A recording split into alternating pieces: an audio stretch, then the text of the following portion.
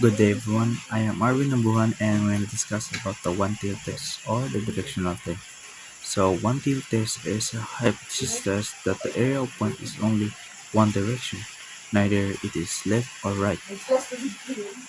But first, we're going to talk about the right-tail test.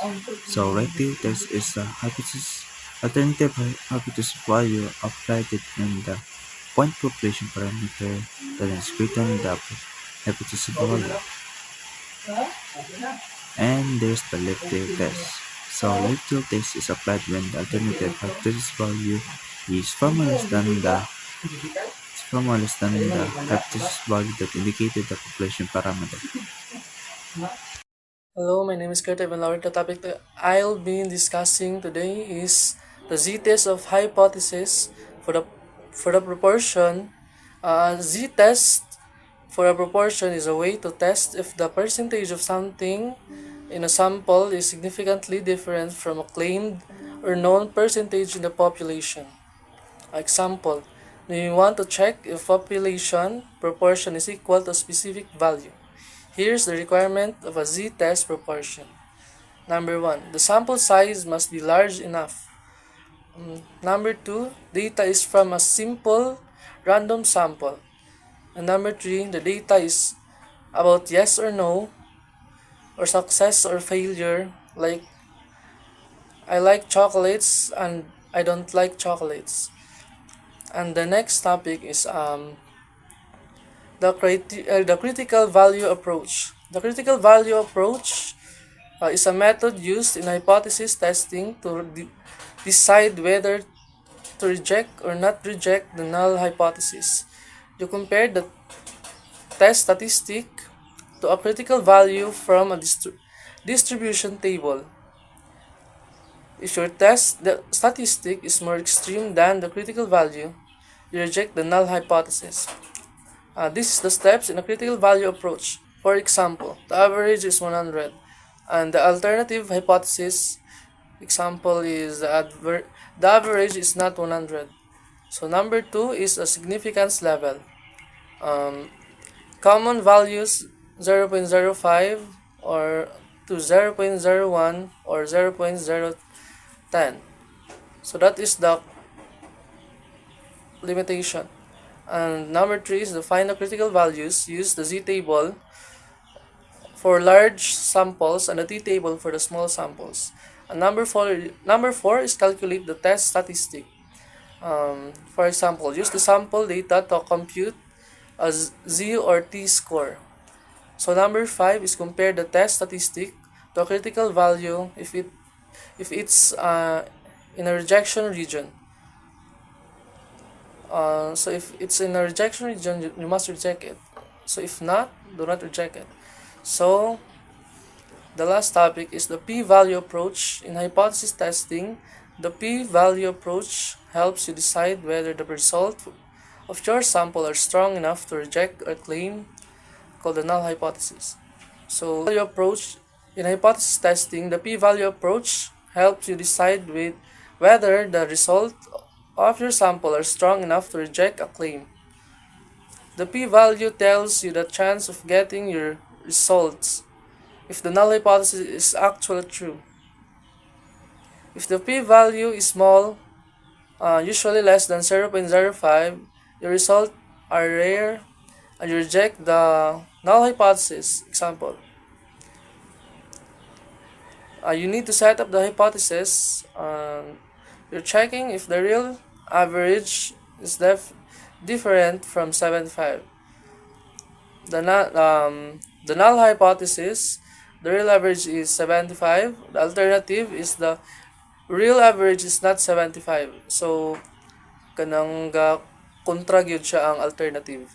So, step 2, choose the significance level. You decide how much error you're okay with. Let's okay 5%.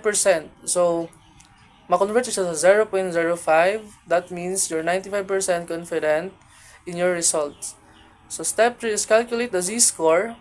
Think of a z-score as a number that shows how far your sample. 72 is from the claim 75, considering the sample size and variation. So step number 4, find the p-value. You check a z-table or use a calculator to find out how unusual a z of negative 2.37 is. So you get a p-value of 0.0178.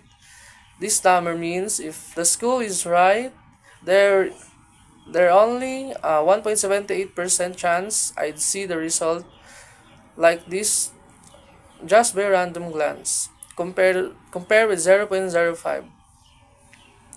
So the p-value is 0.0178. Um, and you need to compare it to 0.05. Since 0.0178 is less than 0.05, you reject the claim. So in conclusion, the test shows that the average score is 72 is far enough from 75. That's it's probably not just random. So there's good evidence for school claiming is wrong.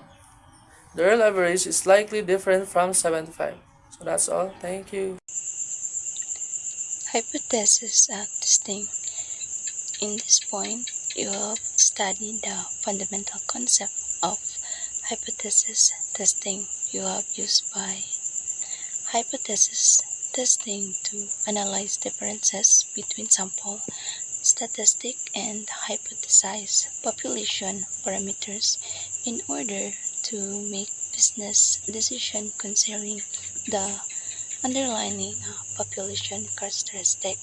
So the fundamental concept of hypothesis testing is you've been introduced the core ideas of hypothesis testing, such as forming null and alternative hypothesis, calculating test statistic, and making a decision based on p-values or confidence interval. Second is analyze a difference between samples and statistics and hypothesize population parameters. So hypothesis testing helps you compare what you observe in a sample, like a sample mean or proportion, with what you expect in overall population based on a hypothesis. Example, if you believe that average delivery that is 3 days population parameter, but your sample show an average of 3.5 days. Hypothesis testing help determine if this difference is meaningful. Third is um, make business decision concerning the underlying population characteristic. So the ultimate goal is to use um, statistical evidence to support or refute claims about the population, which gene, which then guides real-world decision, product changes, marketing strategies, and also the quality improvements. In other terms, using a statistic to test if what you observe in a sample is strong enough to believe something about the whole population so you can make informed business decision. And the ethical, so the reporting findings, so the researcher should report all result, not just the statistical significant ones. So a failure to reject the null hypothesis is a non-significant result. Doesn't mean the null is true. It simply means there is not enough evidence to reject it. So omitting result distort the truth and can lead to misleading conclusion. And the ethical issue in hypothesis testing, ethical arise when researcher intentionally or careless manipulate the process to get favorable outcomes. So some issues include manipulating the hypothesis test direction. So choosing a one-tail test to increase chance of significance and choosing a significant level to getting oh, discarding or altering data that doesn't fit the narrative. Fourth is withholding negative results or convenient findings and mishandling woman subject or failing to give proper consent. So this action compromises the integrity of research and can lead false conclusion and unethical decision. So in summary, the proper hypothesis testing are required careful planning, honest reporting, and ethical conduct. So researcher must distinguish between what is statistically valid and what is meaningful in practice and ensure that their conclusions are both scientifically and ethically sound. So that's the hypothesis testing. So 9.6 is online topic, the power of a test.